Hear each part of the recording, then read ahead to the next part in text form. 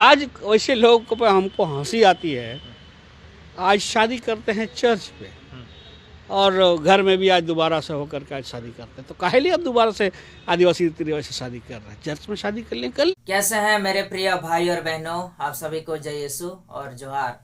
झारखंड में ईसाई आदिवासी और सरना आदिवासियों के बीच में जोरदार लड़ाई चल रहा है।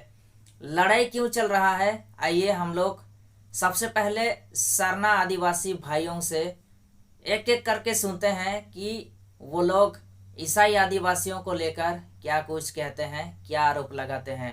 चलिए हम लोग पहला व्यक्ति से सुनते हैं कि वो ईसाई आदिवासियों को लेकर क्या कुछ कहता है। आदिवासी जो रूढ़िवादी व्यवस्था परंपरा चलते आ रही है वो मजबूत ना हो, धर्मांतरण होते रहे, आदिवासी खोखला होते रहे, ये कुछ लोगों का इच्छा है। और कहीं ना कहीं हमें यही अंदेशा लगता है कि वैसे लोग इस चीज़ का गलत इंटरप्रेट कर रहे हैं और उसको गलत दिशा में ले जाने का कोशिश कर रहा है। आप पर भी ये आरोप लगता है कि आप भी आरएसएस के एजेंडा को आगे बढ़ाने के लिए इस तरह के बयान आप देते हैं, धर्मांतरण पर पेशा के बहाने निशाना साधते हैं और सरना बनाम ईसाई की बात होती है। कर्तव्य है, हमेशा आरएसएस के एजेंडा को आगे बढ़ा रहे हैं। ये मेरा एजेंडा है, ये आदिवासियत का एजेंडा है और उसके साथ कौन साथ जुड़ना चाहता है मैं इसमें नहीं टिप्पणी कर सकता हूँ। आज वैसे लोग पे हमको हंसी आती है। आज शादी करते हैं चर्च पे और घर में भी आज दोबारा से होकर के आज शादी करते हैं। तो काहे लिए अब दोबारा से आदिवासी रीति रिवाज से शादी कर रहे हैं? चर्च में शादी कर लें कर लिए। चर्च के डर से, इसलिए आपके जो है ये तो प्रोपेगेंडा, ये तो भगवान, ये तो फेथ पे धोखा है। भगवान भी सोचेगा कि आप किस फेथ किधर जा रहे हो, किस रास्ते जा रहे हो। आप इधर रहना, ईमानदारी से इधर रहो। अरे तो आप जब उधर जाते हैं तो आप ही ना डिलिस्टिंग की बात करने लगते हैं। आप क्या क्या सारे मुद्दे आप उठाते हैं कि भाई जो लोग समुदाय छोड़ के चले गए, जो प्राकृतिक पूजा नहीं कर रहे हैं, उनको अधिकार नहीं मिलना चाहिए। सब जगह का आप ही हथियाओगे तो बाकी लोग क्या करेगा? आरक्षण किसके लिए, किस लिए?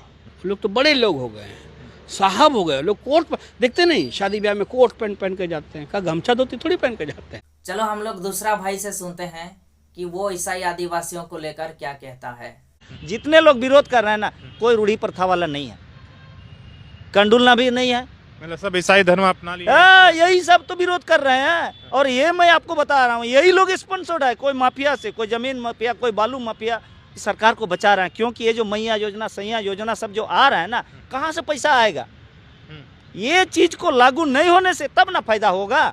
मामला ये है, यदि जाना ही था हाईकोर्ट और सुप्रीम कोर्ट तो पैसा जल्दी लागू कराने के लिए जाना चाहिए था सुप्रीम कोर्ट, लेकिन पैसा के लिए नहीं गए। ये लोग बोलता है जेपीआर अवैध है।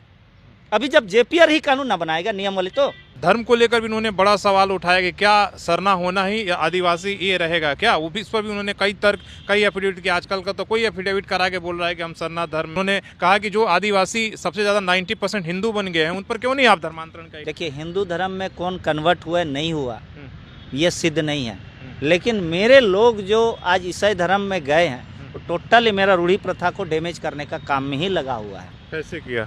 अब यहाँ पर देखिए, जब वो चर्च बन जाते हैं ना, तो टोटली वो तो हमको अपना व्यवस्था छोड़ के हमको रोम का कल्चर में हमको ले जाएगा। ये ग्लटसंग डुंगडुंग जो है, पढ़े लिखे बेरोजगार लोग हैं। तो आप लोगों ने देखा दोस्तों, इन सरना आदिवासी भाइयों ने ईसाई आदिवासियों को लेकर क्या आरोप लगा रहे हैं और किस प्रकार से बहस चल रहा है दोनों के बीच में। आइए अभी हम लोग थोड़ा सा, एक भाई हैं जो कि ईसाई आदिवासियों का सपोर्ट में आकर वो हकीकत क्या है उसको जानकारी देते हैं। आइए हम लोग उसका मुंह से सुनते हैं कि जो लड़ाई हो रहा है, जो बहस चल रहा है, उसको लेकर वो क्या कहते हैं। सरना धर्म से क्या प्रॉब्लम है कि आपने उन लोगों पर कटाक्ष किया जो कह रहे हैं कि भाई सरना धर्म ही आदिवासियों का मूल धर्म है? मतलब ये कहते हैं, मुझ पर मतलब निशाना साधते, कहते हैं कि ये सरना धर्म नहीं मानता है, तो जो सरना धर्म को मानता है वही सिर्फ आदिवासी है। तो मैं कह रहा हूँ कि अगर वो क्राइटेरिया है तो अच्छा है ना, कि देश के सारे लोग सरना धर्म मानते जा रहे हैं, उनको भी आदिवासी स्वीकार कीजिए। फिर तो महतो लोग जो जंगल एरिया में रहते हैं, काफी लोग सरना धर्म को मानते हैं, तो आप उनका क्यों विरोध करते हैं? सबसे बड़ा जो आरोप लगा है लोगों की, देखिए इस विरोध करने में जो लोग सरना धर्म को छोड़कर दूसरे धर्म अपना लिए हैं, खासकर जो ईसाई धर्म पर उन्होंने कटाक्ष किया, आपके ऊपर भी कहा गया कि भाई वही लोग तो पहले तो आप हमारे धर्म को मानिए और आप ये को करिए, आप तो जो है सरना को मानते नहीं हैं। अब आदिवासियों को मूल धर्म क्या है? सरना धर्म।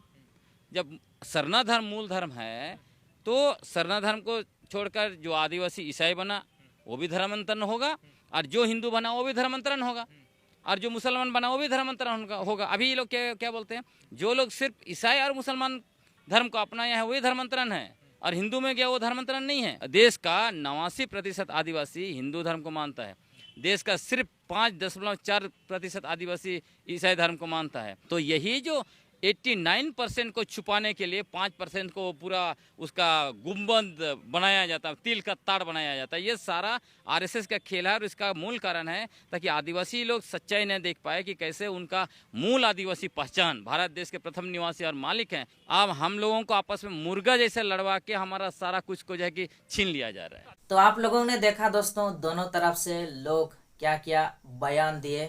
आज आदिवासियों के बीच में ही इस प्रकार से लड़ाई चल रहा है, इसलिए कि सरना आदिवासी भाइयों का कहना है कि गांव में पैसा एक्ट कानून लागू होना चाहिए, और जो आदिवासी ईसाई हैं उनका कहना है कि पी पैसा एक्ट लागू होना चाहिए, और इस प्रकार से दोनों में बहस हो रहा है। सरना आदिवासी भाइयों का कहना है कि यदि गांव में पैसा एक्ट कानून लागू होता है तो इससे फायदा ये होगा कि जो आदिवासी ईसाई धर्म को अपना लिए हैं उनका जातिगत पहचान खत्म हो जाएगा, और यदि उनका जातिगत पहचान खत्म हो जाएगा तो उनका आरक्षण भी खत्म हो जाएगा। क्यों खत्म होगा? क्योंकि यदि पैसा एक्ट कानून लागू होता है तो पैसा एक्ट कानून सिर्फ उन लोगों के लिए है जो रूढ़िवादी प्रथा को मानते आ रहे हैं, सिर्फ उन्हीं लोगों के लिए पैसा एक्ट कानून है। और आप सभी को अच्छी तरह से जानते हैं दोस्तों कि हमारे जो ईसाई आदिवासी लोग हैं वो लोग रूढ़िवादी प्रथा को नहीं मानते हैं, क्योंकि जो पूर्वजों का वो परंपरा है उसको ईसाई धर्म को अपनाने के बाद में वो लोग छोड़ दिए हैं। लेकिन आदिवासी तो आदिवासी ही हैं दोस्तों, चाहे वो ईसाई धर्म को अपनाया हो या फिर हिंदू धर्म को अपनाया हो या फिर वो कोई भी धर्म को अपनाया हो, आदिवासी तो आदिवासी ही है। क्योंकि संविधान ने सभी को धर्म, किसी भी धर्म को अपनाने का स्वतंत्र अधिकार दिया है। धर्मनिरपेक्ष देश है, कोई भी व्यक्ति किसी भी धर्म को अपना सकता है, और संविधान ने यह भी माना है कि आदिवासियों के लिए कोई ऐसा एक विशिष्ट धर्म नहीं है, वो लोग किसी भी धर्म में जा सकते हैं। लेकिन दोस्तों, यदि इस प्रकार से होता है कि पैसा एक्ट कानून लागू हो जाता है और मान के चलो यदि जो आदिवासी ईसाई धर्म को अपना लिए हैं उनका जातिगत पहचान खत्म हो जाता है, उनका आरक्षण भी यदि खत्म हो जाता है तो क्या होगा? दोस्तों, आज जो लोग आदिवासी ईसाइयों का जातिगत पहचान खत्म कराना चाहते हैं, जो लोग आरक्षण खत्म कराना चाहते हैं, यदि ऐसा होता है तो उनको कितना नुकसान होगा वो लोग नहीं जान पा रहे हैं दोस्तों। क्योंकि आज उनका एरिया में आरक्षण है, क्योंकि उनका संख्या 50% से ज़्यादा है, और जब आदिवासी ईसाइयों का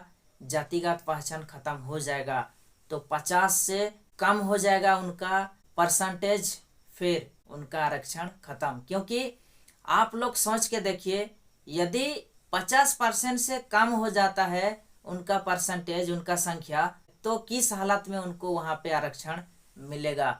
बिल्कुल नहीं दोस्तों। और इससे फायदा जो जनरल में आते हैं उनको होगा, और इससे फायदा उनको होगा जो लोग आदिवासी नहीं है, और वहाँ से इस प्रकार से आदिवासियों का आरक्षण खत्म, और ना तो कभी वहाँ पे उनको आरक्षण मिलेगा, बिल्कुल नहीं दोस्तों। आज जो आदिवासी लोग इस प्रकार से बहस कर रहे हैं, एक दूसरे के साथ में मिलजुल के रहना चाहिए, आगे बढ़ना चाहिए, परिस्थितियों का सामना करना चाहिए, लेकिन ये लोग आपस में लड़ाई कर रहे हैं। जो आदिवासी ईसाई नहीं है उनको लगता है कि ईसाई लोग दोहरा लाभ ले रहे हैं, सब कुछ वही लोग खा रहे हैं। लेकिन सच बात तो ये है दोस्तों कि आदिवासी भारत के मूल निवासी हैं, उनको कितना आरक्षण मिलता है आप लोग एक बार झांक के देखिए, पता चलेगा। आदिवासी भारत के मूल निवासी हैं, लेकिन आरक्षण बहुत कम, और जिनका परसेंटेज ही सबसे कम है ब्राह्मण लोगों का, उनका आरक्षण सबसे ज़्यादा है हर जगह में। आप लोग देख लीजिए, हर जगह में उनका आरक्षण परसेंटेज सबसे ज़्यादा है दोस्तों, लेकिन आदिवासी मूल निवासी होकर उनका परसेंटेज सबसे कम। इसको लेकर लड़ाई करना चाहिए, लेकिन ये लोग जो थोड़ा सा है उसी को खाने के लिए आपस में लड़ाई कर रहे हैं। क्या फ़ायदा, कुछ नहीं होगा दोस्तों, उल्टा पूरा नुकसान हो जाएगा।